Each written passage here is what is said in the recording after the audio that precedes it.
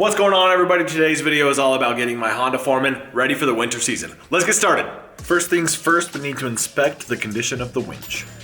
So this winch is really tangled up in here, so I'm gonna try and get it out and possibly just replace this roll of winch. So upon removal of the winch, I just decided it was time just to get a new winch for this thing. We went and picked up this badland 2,500 pound ATV winch from Harbor Freight and just dove right into installing it. All right, so I got the old switch here, and I got the new switch, but this is like not good to put in a four-wheeler, so I'm gonna try and make these one.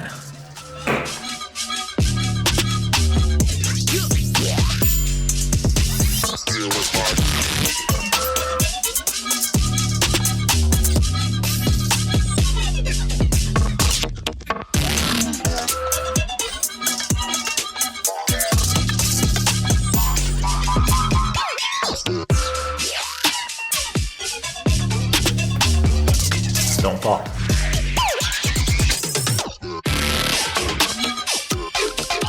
Okay, the new switch is integrated into the old switch box, so it's right where it used to be. Now I just gotta plug it back into the controller. And I actually gotta find a spot to mount this controller to where it doesn't bounce around and get all broken, and where it's gonna be out of the elements a little bit. So I'm gonna look around the four-wheeler a little bit, try and find a spot, and then we'll get the wires ran and get the new winch bolted in. So I figured the best place to put this controller was directly under the winch plate. The winch cable lengths kind of made it be the only place I could put it because they were really short.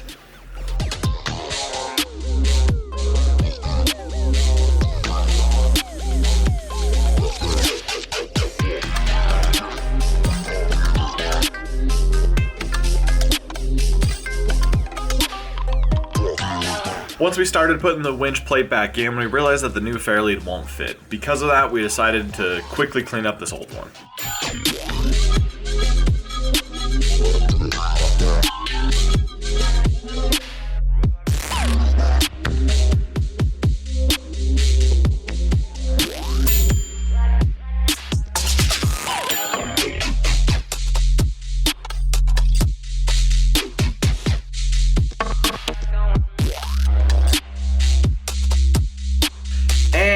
This is the part where the project takes twice as long as you thought it was gonna take. So the problem I'm running into is the old winch has a much smaller solenoid in diameter. This one's super big, so if I put it on the same plate, it actually hits the frame and then it just causes it to sit crooked, and we don't want that. So it was kind of back to the drawing board. Right now I'm hoping I can just trim up this winch plate enough so where I can put it on top of the frame member and then be able to sit the winch right on top of that. But of course it wasn't going to be that easy. Now the mounting holes don't line up because the winch is too close to the upper grill and one of the motor leads are touching the upper frame rail. So I decided it was time to sleep on it and deal with it tomorrow. Tomorrow for sure. Alrighty, so it's actually been a few days since I touched this project. I started having to do a bunch of research on this to see if I can even get this winch to fit. I haven't seen a badland winch get installed on a Honda Foreman yet, at least an older one. And I just figured, you know, I'm already here, I might as well just make it work. So I bought this winch mounting plate, just this universal one for said winch at Harbor Freight. And I'm gonna use it as a spacer, but it's still not quite enough to clear the side frame that we were having earlier and the stud. And so I'm gonna take this 1/4 inch plate, cut it up, and stack it so that I have two pieces, so I can get a nice even coverage on top of the base of the winch, and then bolt it up and sandwich it together. So let's get to chopping this piece.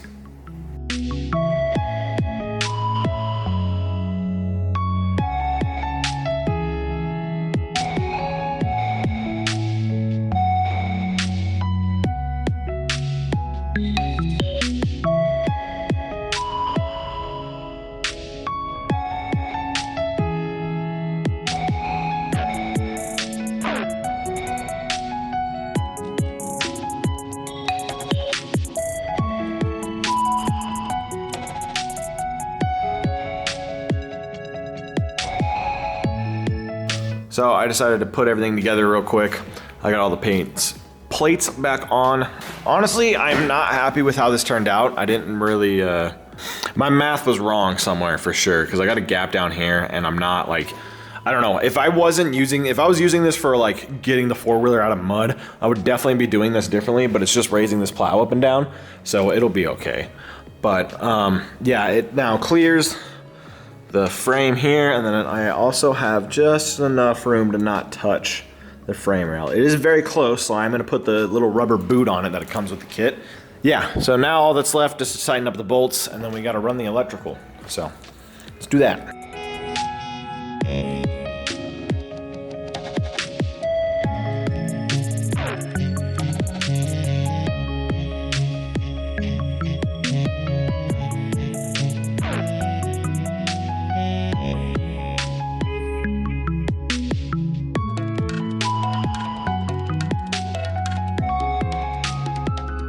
So, the lead wires come around here, go up and over. I need to put some wire loom on the ones that go to the motor, and eventually on these ones back here, but they just follow the main frame rail and then go into the main like wire harness. And then the ground is already tucked up to the battery, and the circuit breaker is gonna hang out right here.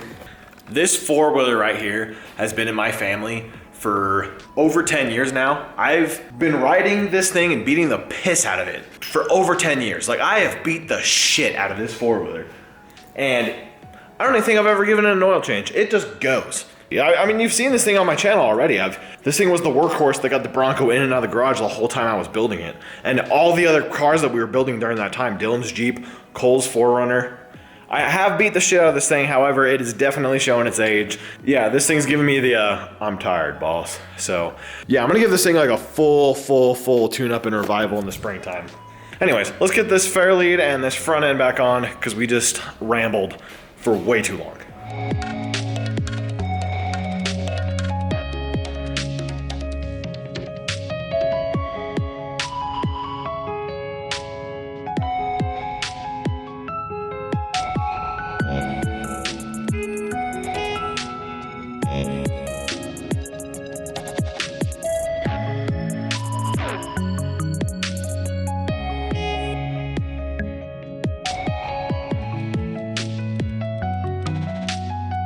Oh, that looks really good. Shout out to Dilly for polishing these up, making this old Fairlead look brand new. I didn't go with the Fairlead that it came with because, as you can see, it's like really tiny rollers, and this one actually has like a really nice double roller system. This bottom one is like huge, so that's, you know, kind of critical when you're picking a plow up and down like that guy. That thing's heavy. There's a lot of weight to that, so this will do really good.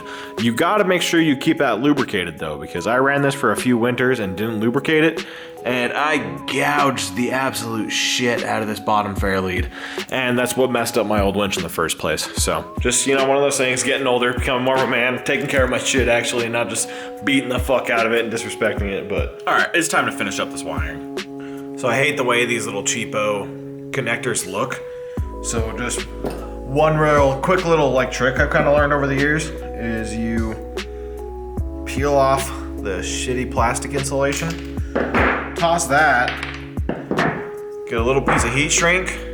I just got this out of a Harbor Freight kit and cut it in half lengthwise. And then you just slide your connector on, and then you crimp it with this one on the end, because this is the uninsulated crimper. Crimp it down, folds the edges, and then I will actually sideways crimp it, bringing the edges together, and then I'll slide up the heat shrink. Since it's on 10 gauge, it's already really tight. Heat it up, and then it looks way more professional than these stinky little ends. So yeah, I'm gonna do that to the rest of them, hook it up, and we'll run the plow.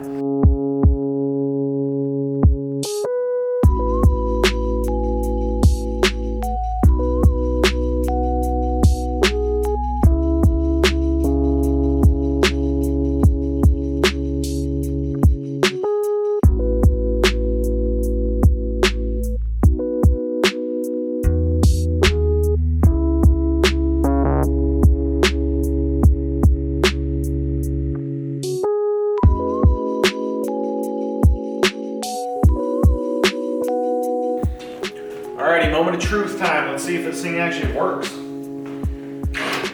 Oh, that thing's quiet. Holy shit.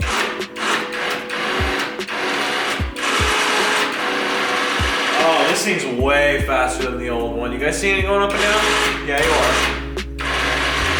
Oh, yeah. I'm so glad I did this now. This thing's so much nicer.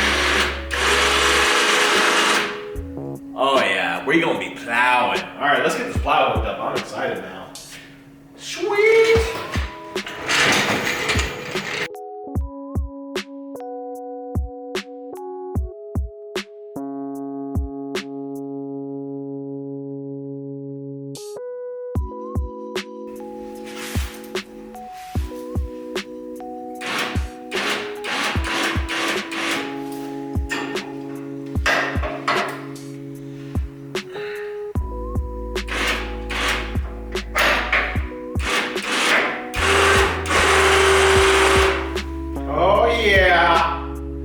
We plowing, baby.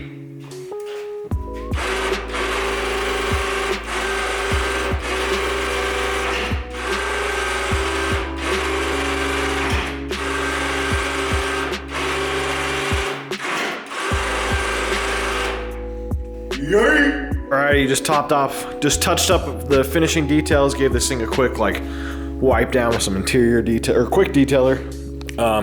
We got the main winch cables in a loom back here, so those are protected now. I put all the plastics back on, I put the seat back on. Like I said, again, wiped it all down. But yeah, this thing works great. It goes up and down super fast. My old winch was going on its way out for a really long time. I should have replaced it a long time ago.